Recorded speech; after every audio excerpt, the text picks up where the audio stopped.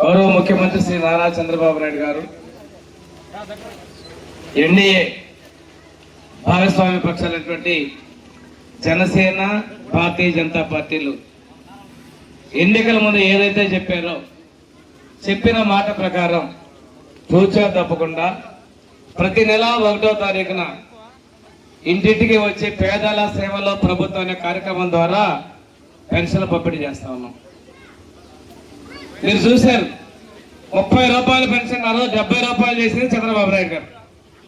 70ని 200 తర్వాత కాంగ్రెస్ గవర్నమెంట్ చేస్తే ఆ 200ని 2000 చేసింది చంద్రబాబు నాయుడు గారు. తర్వాత ఒక ఆయన వచ్చాడు, 3000 చేస్తానన్నాడు. ఆయన 5 ఏళ్లు పట్టింది. మన ప్రభుత్వం వచ్చింది, ఎన్నికల ముందు నుంచే ప్రకటించిన రోజు నుంచే 3000 ఇస్తామన్నాం. అందుకని తొలిసారి జూన్లో 7000 రూపాయల పెన్షన్ ఇచ్చడం జరిగింది.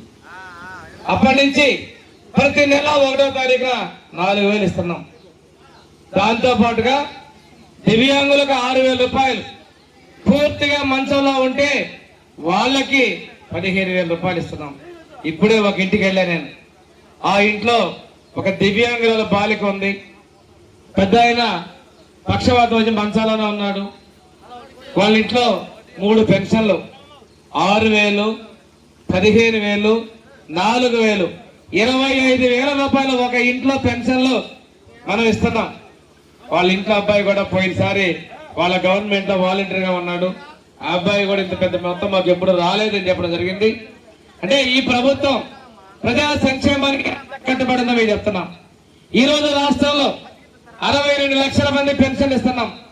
2700 కోట్ల రూపాయల పెన్షన్ ప్రతి నెల 1వ తారీఖు ఇస్తున్నాం. ఈ విధంగా తీసుకుంటుంటే ఈ ప్రభుత్వం